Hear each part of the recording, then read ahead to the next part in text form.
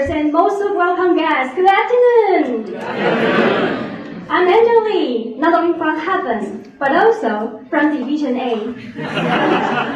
I currently serve as Division A Director, and many of my area directors and club members and presidents ask me how to increase our membership growth, how to retain our senior members and excellent members in our club. Also, how to encourage our members to achieve as many educational programs as possible to get higher DCP by the end of our term. How to do it? My club's members kept asking me. They want to know how to take your clubs to the next level.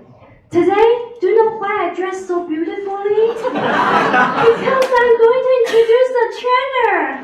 The trainer is going to provide us the solution that we are long for during our Toastmasters journey.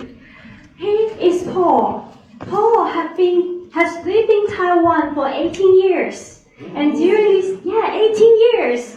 And through these years, he served as many kinds of roles. They could be running a school in China, being English teacher, being financial analyst, and being a revenue accountant in a big company just like Yahoo. And most importantly, he joined Toastmasters.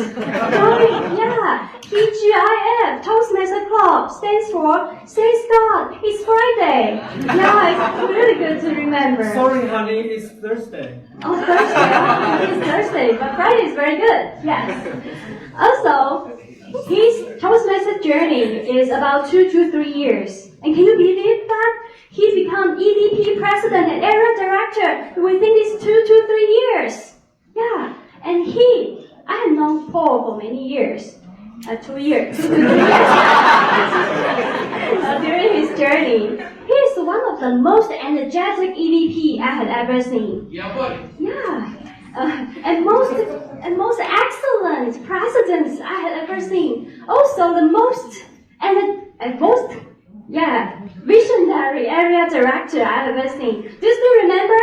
Paul just saying Division H during our march. You will all remember that.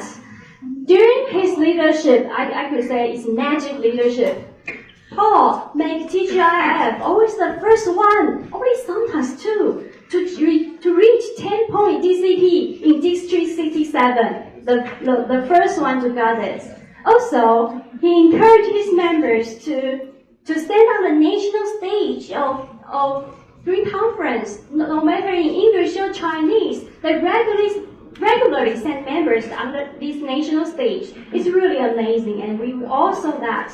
So Paul is going to share what is his belief of the heart of success. You can see the PowerPoint? The heart of success. We can't wait to welcome our Paul to stand on stage. Let's welcome Paul Sharpe.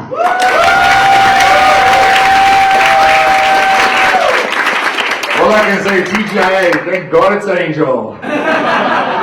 Well, it's a great honor to be here. I'd like to thank Teresa Chang for asking me to come do this workshop. I never thought in my wildest dreams 2 years ago when I joined Toastmasters that I would certainly be able to stand in front of so many people and give training at a district level workshop. So it's a great honor to be here. Thank you so much for inviting me, and thank you everybody for coming. I mean, this is great. So many people here. It's wonderful to see you all. The heart of success. What is it? Before we start anything, we need to work with definitions. Angel's already introduced me as the president of TGIF. And many people do look at TGIF as a successful club. But before we even can talk about what is the heart of success, I do need to ask, what is success? What is success?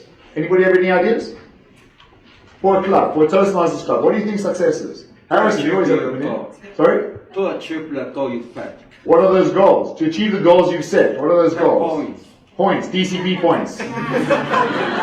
Is that the only measure of success in the Toastmasters club? Jimmy? People Sharpe. People Sharpe! Well, no, I don't quite know what to say to that one. Yes? To have happy, growing members. To have happy, growing members. That's another very important part of it. For me, when I look at success, I always look at success as being legacy. Harrison's favorite word, legacy. And it's true. When I look at TGIF and the success that we've had over the past 2 or 3 years, I can honestly say that the success that we've had this year is not because of me. It's because of a great officer team, but more importantly, it's because of the people that came before me with a vision. It was the Lester Lynn who, a few years ago, had this vision to form a great Toastmasters club. It was his vision that got the club going.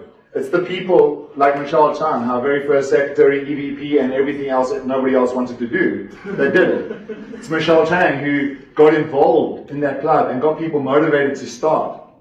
It was Douglas Huang who, whenever you needed any assistance in anything, or you needed anybody to move anything, or pick up anything, or carry anything, and who's our immediate past president. I believe the success of TGIF is the legacy. It's where do we start with our club and where do we leave it behind? Do I start with a good club and make it bad? Or do I start with a bad club, or do I make it better? Or do I start with a great club and make it even greater? But our greatest success is not measured in the moment now. Our greatest success as leaders in Toastmasters is measured 2, 3 years down the line. How did I lead my members? Did I inspire them? How did I lead my leadership team? Or the other people that were to come? Did I train the next president? Did I coach the next president? Did I spend time with the next potential officers? What did I do with my Toastmasters club in the time that I'm president? Very often we get stuck, focused on the DCP points. We say, well, we want DCP points now, we want DCP points now. And we forget the legacy that's going forward. For myself, when I started as the EVP for TGIF, I said to myself one thing: whatever comes, I want to leave TGIF better when I leave it. And time, right now we can look at the immediate results and we say, wow, look at TGIF, we do a lot of great things. But right now, we don't know. I will only be able to tell you next year this time, was I a successful president? Because by the different measures like DCP points, we got that. By people represented on the national stage, we've got that. By people helping out in this organization, we've got that. But how do I leave it? The next president. And so I started thinking about the next president when I took over the presidency. And that didn't quite work out. So I found a new potential president. And not only that, but with that new president, we still have to have the election, of course, but with that new president, I've also identified future presidents, 2 years down the line, who are going to be the next presidents. The greatest thing we can do in Toastmasters Club is, if we want to achieve our DCP points, is to focus on the legacy that we are going to leave behind. Not on the immediate results today, not on what people see every day. It's what's going to come after me. Do I leave my club a better or worse place? And I'm sure most of you love your clubs. Who doesn't love their club? Raise your hand. Who doesn't love their club? You don't love your club? You don't love your club? We all love our clubs because our clubs are the people we go to see every 2 or 3 weeks, or once a week, or once a month. But we go there because we actually like those people. I like to believe it. We don't go to places we don't like the people. But we go to our clubs because we like those people. And of course, if we are honest with those people, we want them to be better. And so, for myself, success has never been about now. It's been about next year and the year after that.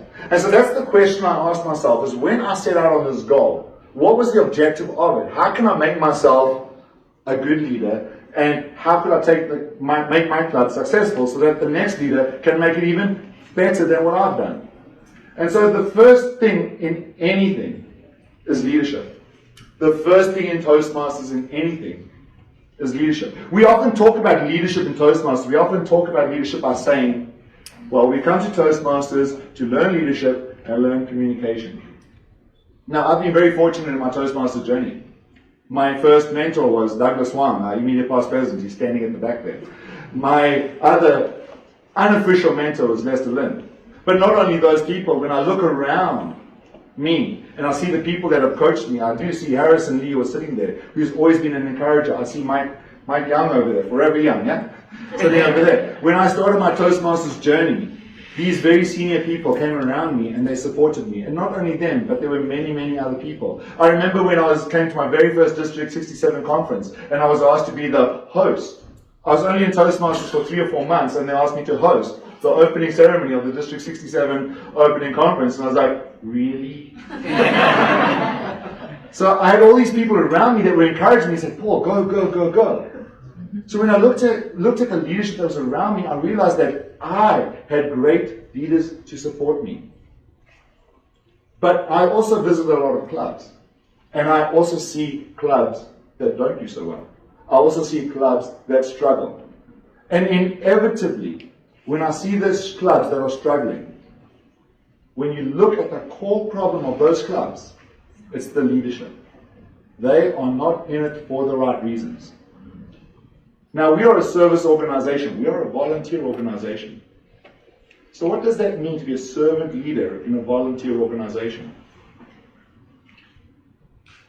For myself, I always remember Jack Welch, who wrote some management books. And he said, if you are a CEO and you walk into a room and you see chairs that need to be moved, if you are the CEO and you are not prepared to pick up the chairs and put those chairs in place, then you are not worthy to be the CEO. You are not worthy to be the leadership. And that's something I read years before I became a Toastmaster. And the thing that convinced me to join Toastmasters and to stay inside Toastmasters, when I heard all this stuff before, because I read a lot of leadership books, and I heard all this stuff before about servant leadership. But then I walked into my own club, TGIA, and I saw Lester Lynn at the end of the meetings. And there was Lester cleaning the floor. And that's the president.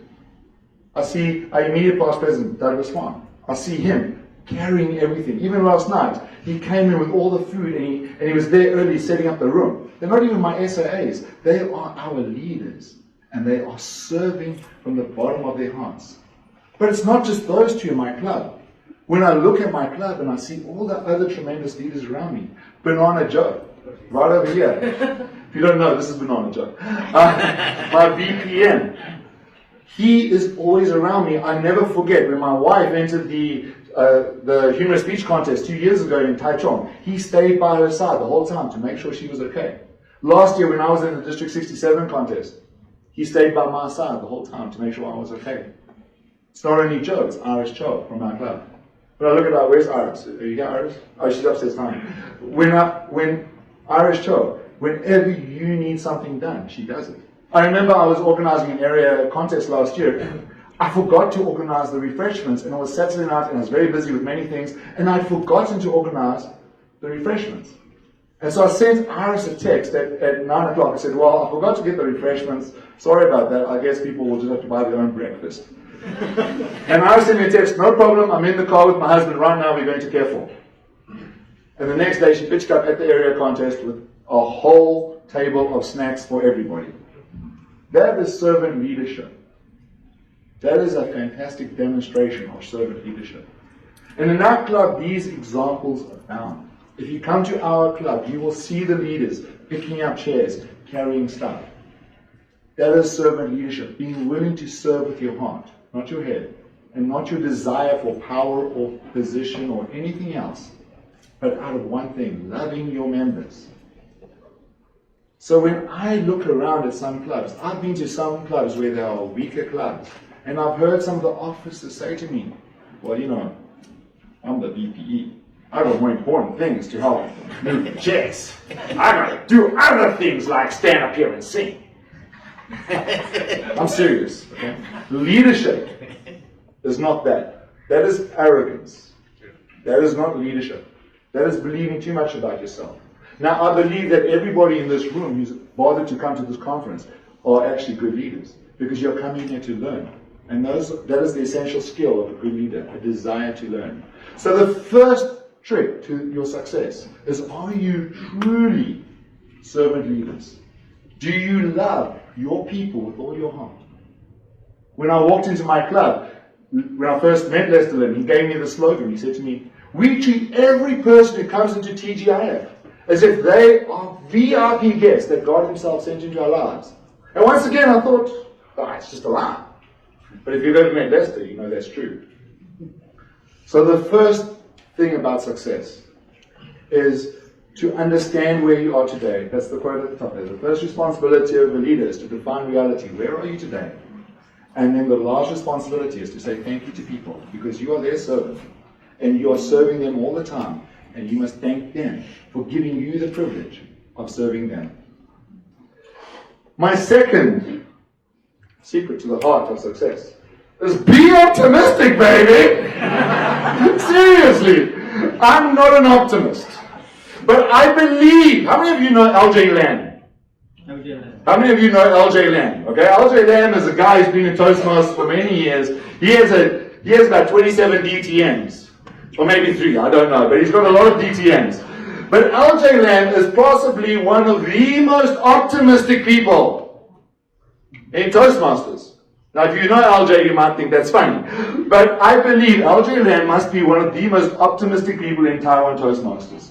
Because when I became the president, Lester always used to tell me something. When I was the president of Prestige, this is Lester, he would say, LJ Lamb would come up to me and say, no matter where you are as a president, you can always achieve your DCP points. You can always achieve your DCP 9 or your DCP 10, no matter where you are and how little time you've got left.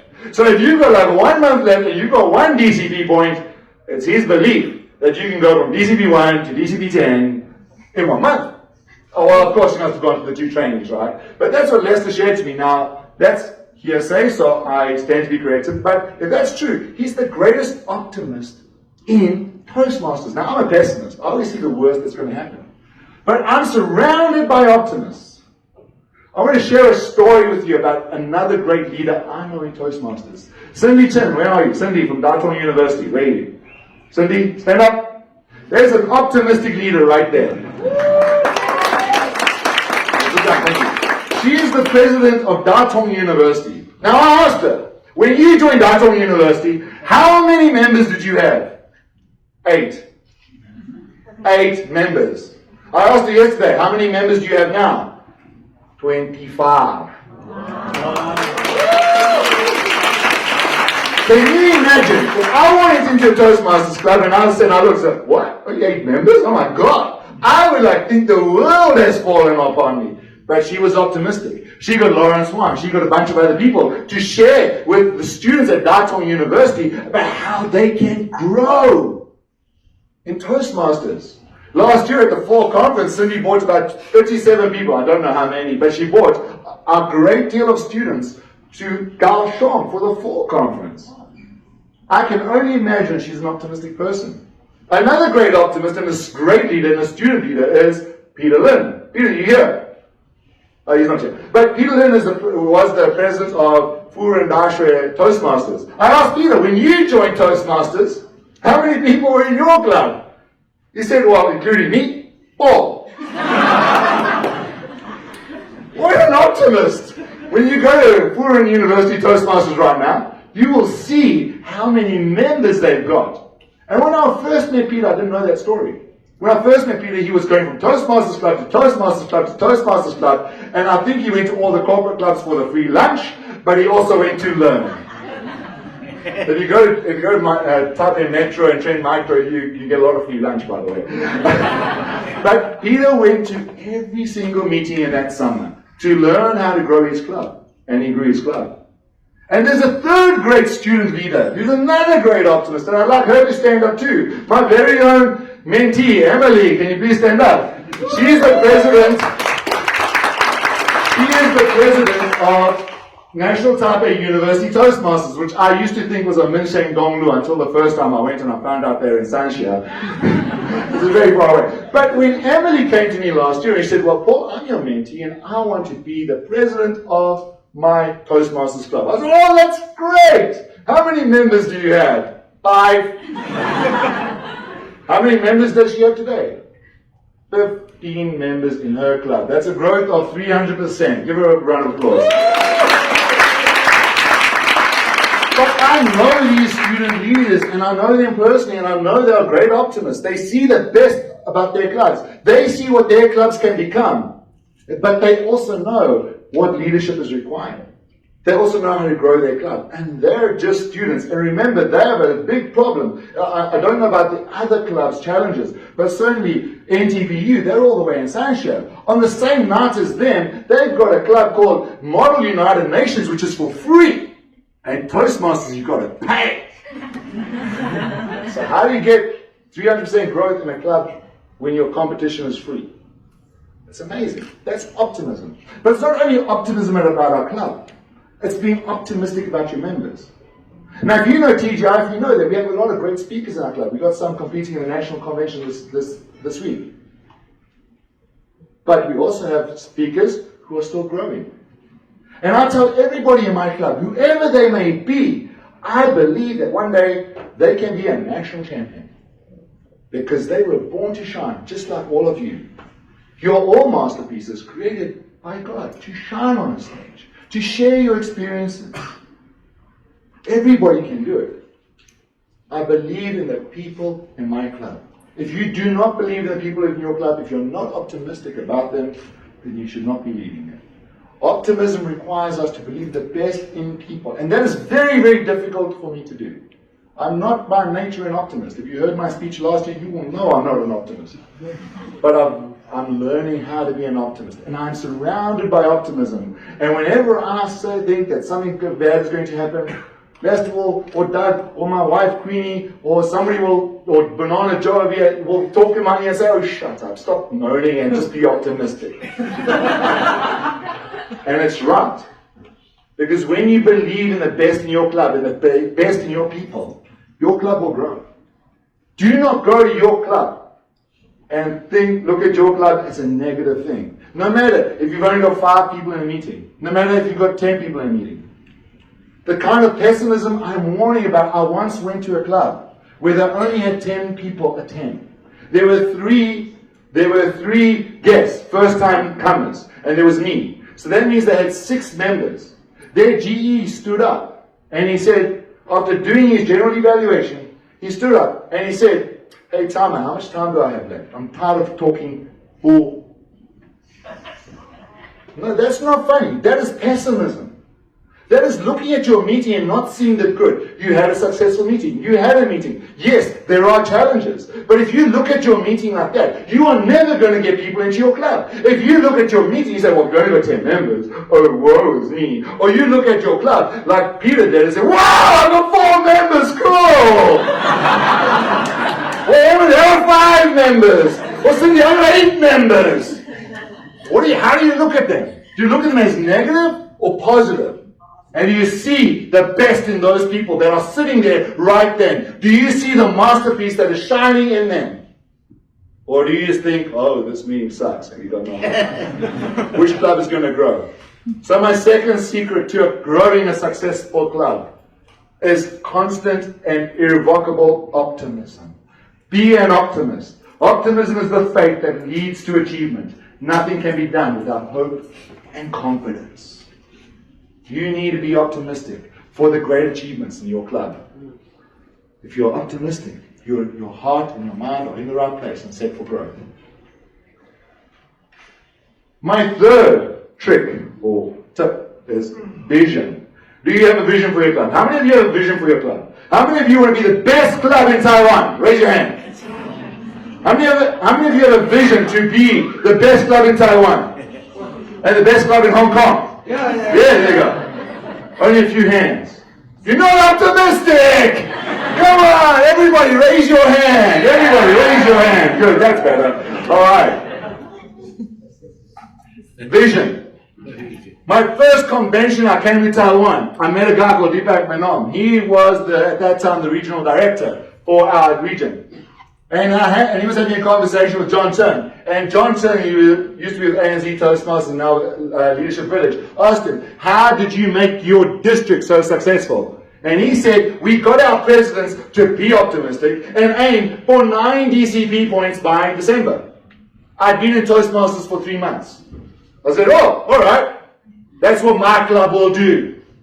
So when I was the EVP, we hit DCP 9 points in February. Doug was the president, and I went to him and I said, Doug, I'm very sorry.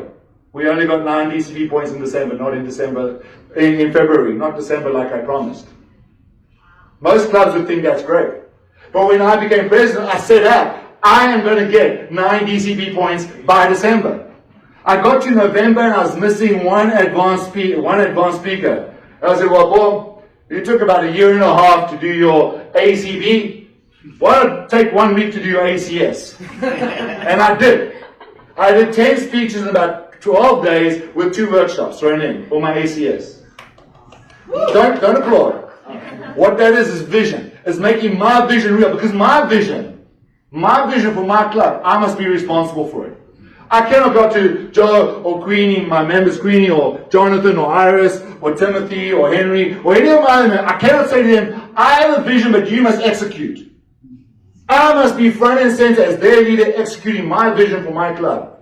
And when I set out this year, I said my vision for my club is that we are going to get 9 DCP points by December. And we did that. But that wasn't the only vision I've had for my club.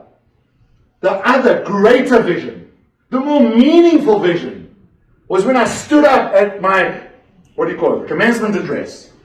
Last year, when they did the officer handover, I stood up and I said, my vision is to help my members find a masterpiece in themselves.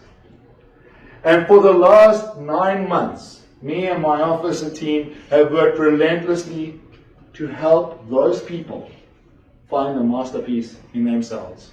In some cases, I know we failed. In some cases, I know we have not given the encouragement and the support that we could have given. But we've tried our best. Maybe there's more we could do. Maybe we are still learning. Maybe we're still trying. But today, I'm so proud that as I'm doing this workshop, one of those young Toastmaster members, Henry Lee, who just joined last year, is currently doing the table topics competition in Chinese. That's finding the masterpiece in people. Believing in those people. That inside of them, they are masterpieces. That is the vision I have for my club. That every person who walks through that door is a VIP guest that God Himself sent. And a masterpiece that is waiting for us to help them grow, to be better, to be greater. And so the vision I had for my own goals was to have DCP 9 by December. But that it's important for the club to do that. DCP points are very important for your club. But the greater vision was for the members. Because I do love my members. I even had the same vision for the clubs in my area. But it's a little bit more difficult when you're not the president. But I had that vision for every president I see. I ask them, what are you doing to grow your members? Do you just go there on a Friday night? Do you send them emails? Do you say thank you? Do you communicate on Facebook? My members tell me, Paul, you got too many Facebook groups. You got too many TGI Facebook group messages. And we get people leaving our messages, and we've got about 17 Facebook groups for our TGIF club. It's actually about 3 or 4. But we communicate with our members because we want them to grow. We want them to achieve. We want them to be better. We want them to be the best that they can be. But not only that, the vision for myself is to also encourage other people in other Toastmasters clubs to do the same thing. And that infectious spirit has spread throughout our club. And our club, we do club visitation as part of our culture. So I know that myself, I visit Taipei Metro very often. I go to NTPU as often as I can. Lester does Dell. We do Metro together. Trend Micro. We have members visiting many, many other clubs.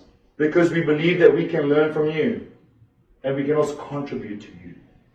Our vision for our club is not only for our club, but it's for our district to be great. Because I do believe that if we have the vision that we can change people in this club, in our clubs, we can change people or help people become the best they can be in our clubs, in our areas, in our divisions, we can make this world a better place. So having that greater vision for your people and for your club is very, very important. Where there is no vision, there is no hope. Every day seems the same. And in the end, we fade away. But where there's a vision for your life or vision for your club, there will be growth. There will be. If you say to yourself, and this is one of the stories that Harrison shared with us at the division training, when he went into Legacy and Legacy was dying, he'd go on the streets and kidnap people almost. But not quite, but he would go to you, oh yeah, come to the club, come to the club, come to the club. Yeah, you pay a deposit, I'll give you the deposit back for your membership. Having the vision for the club, even if it's of 8 or 9 members, having a vision, how can I make this club great again? how can I grow my club again? And for me, Harrison is one of the great leaders in Toastmasters in Taiwan. One of my great inspirations in Toastmasters. A vision. Having a vision for your club is very important. Validation. I learned a very important lesson about validation the other day. Validation means appreciating people. How often do you appreciate people in your club? People, sorry? Always. Always. That's great. But validation goes in different ways. So for example, one thing that I learned in another club, I went to a club where I was a guest speaker and they had made this nice little piece of paper, welcome Paul Sharpe, Area H1 Director. I thought, wow, that's nice, we should do that at TGIA. So I did that. But one thing, and I don't mean to disrespect anything here, but one thing, you've got to be a judge at a contest. They give you a flimsy little piece of paper that fades away. In my club, we try to validate them, thanking them for their time. We make a nice poster on a piece of card that's laminated with a picture of them saying thank you for coming to my club. A genuine thank you. Very often I go to clubs and they'll just give me a piece of paper. When I go to an interview, you know what they give me? Cake. The best chocolate cake in Taiwan, I'm serious. That's the way you can validate me. If you invite me to a club, chocolate cake, okay? But seriously, validation is important. Saying thank you is important. I used to do it a lot in my club, but I got very busy. But actually, after every meeting, I would go home and I'd send a long, detailed thank you message to every member who served in that club that day. I would tell them, I would do a proper evaluation in email, validating them. But it's not only my way, it goes the other way. Last night in TGIF, we had an amazing meeting in TGIF. We had Josh Myers, we had Anson Stack, we had Diana Watson, all come to my club to speak and to share. It was a real blessing. And we have a new young member in another club I'll talk a little bit about later. Her name is Shane Lynn. Shane, are you here? Yeah, there she is over there. I got home. You can stand up, Shane. Stand up there. Oh, she doesn't want to stand up. That's fine. She's a new member. She's a new member. She's a bit shy. But I got back last night and I got this beautiful message from Shane. Thank you so much, Paul, for organizing such an amazing meeting, because I learned so much. As leaders, we get tired, and our leaders get tired, and very often we forget to validate those people. And I was taught this week because somebody made a generous offer to us this week in my club. Somebody offered to pay for all the snacks. Thank you, Douglas Swan, at our meeting last night. And I kind of was a little bit dismissive. I kind of said, oh, thanks so much, Doug. Let's talk about this somewhere else. But somebody told me, you're not really showing a lot of appreciation. Not a lot of validation. It was wrong. I should have shown much more appreciation. Because that is something generous. When people, and I learned this week, when you catch somebody doing something right, congratulate them, encourage them, embrace them, because they will do even better the next time. And so my point being is, I have all these lessons to share. But as leaders, we are always learning consistently and continuously. If you close your mind up, you're not going to grow. You're not going to be a good leader. But that validation is so important. Saying thank you to people. And in my club, that validation, we've got so much to give. Irish Choke is validation to so many people. Wow. Validation. The next thing is excellence. The pursuit of excellence. How many of you can honestly say in every single meeting you pursue absolute and unbridled excellence 100% of the time? How many of you can honestly say that? 90% of the time. One person there, wonderful. One person there, Simone! Awesome. Guys from Toastmasters, great club, great club. Pursuing excellence is what you need to do every single time. If you are a timer, if you are an art counter, if you are a Toastmaster, if you are an evaluator, or if you are the receptionist, no matter who you are, you do that job to the best of your ability. This is one of our core values in Toastmasters. Excellence.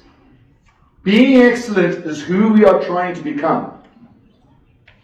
Proper preparation for a Toastmaster meeting, not going up to the Toastmaster and grabbing the agenda and, okay, today speaker number 1 is blah, blah, blah. It's remembering the speech titles. It's remembering the people. It's being able to stand there. Our speaker number 1 tonight is Bob Jones. The subject of his speech is why I love Toastmasters. Not standing here with a piece of paper. Being properly prepared for that role. Excellence. People wonder what is the magnet to TGIF. It's excellence. It's that simple. Lester gave a great workshop on that 2 years ago at Lifelong University, a culture of excellence. That is our culture. Now, do we hit the targets every time? No. There are things that go wrong all the time. But we go back, we review, and we say, next time, how can we make that better? That culture of excellence must be something that is running through your veins. Every single time you plan a meeting, every single time you prepare a speech, every single time you stand up to speak, or every single time you take on a role. People do not want to go to a meeting that is bad. Legacy has the same challenge as TGIF. We meet on a Friday night. Legacy is not my competition. I love Legacy, they're great people. But they are not my competition. I love DGIF as You well. know the truth. No competition. They are not my competition. My competition, movies, romantic dates, restaurants on a Friday night. I'm finished work. I want to go hook up with a girl. That's my competition. That's Legacy's competition. We got to get people in the doors because my venue's very expensive. But how can we do that? If we give them a bad meeting on a Friday night, they will never come back again. The only way we can succeed is excellence. That is very, very important. And my last tip for being successful is enthusiasm! Now, this is very important as well. How many clubs do I go to?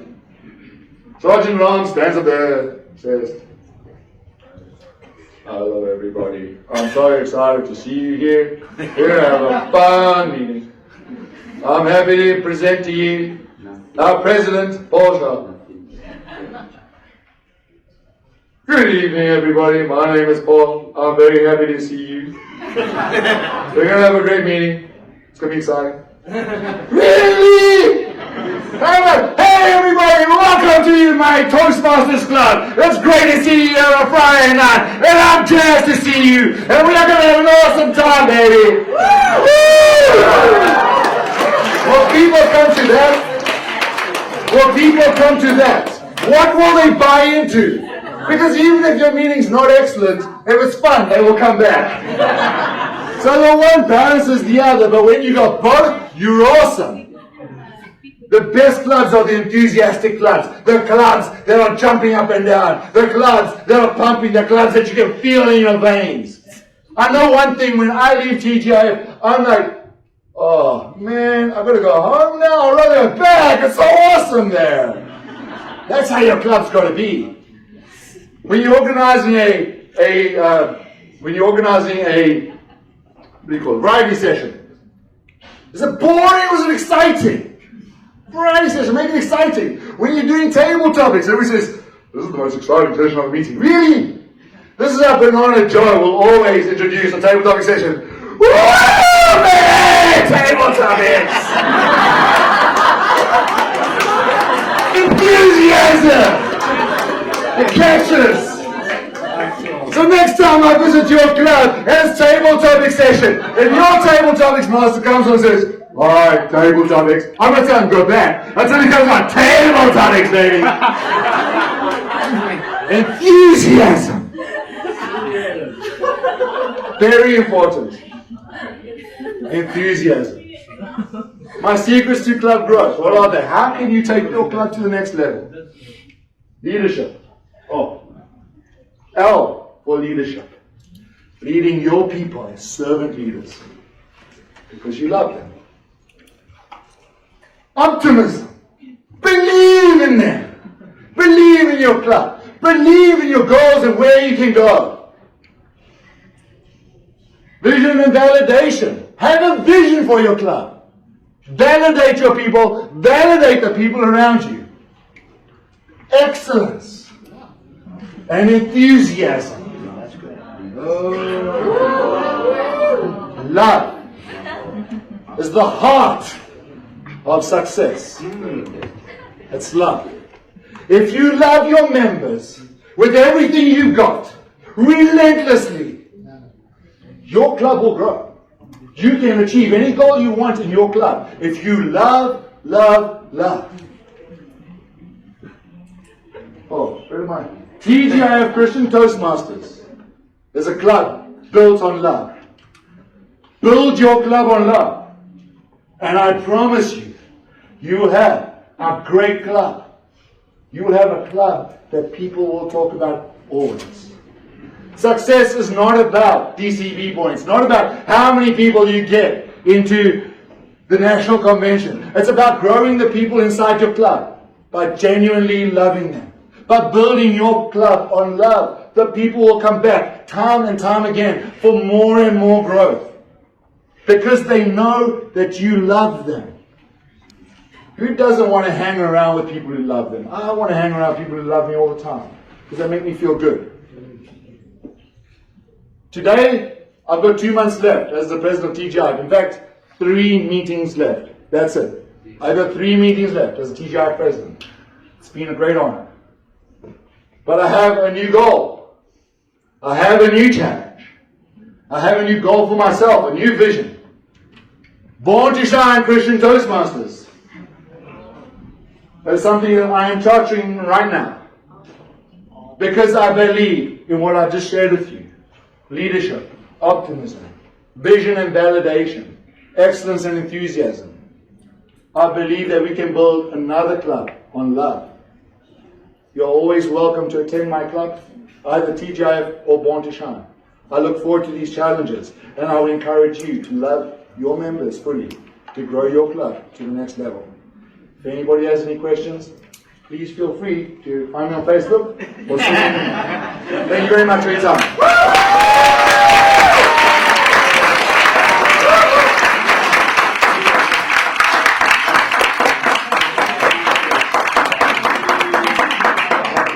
Such an awesome speech, guys. I really enjoy every moment Paul shared with us.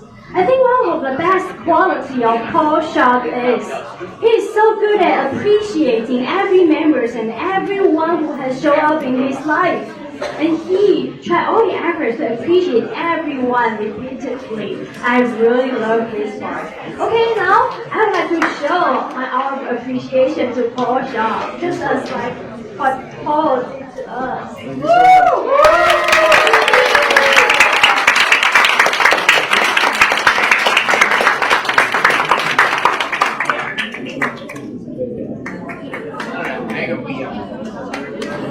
Oh, great. Thank you. Bye. Bye.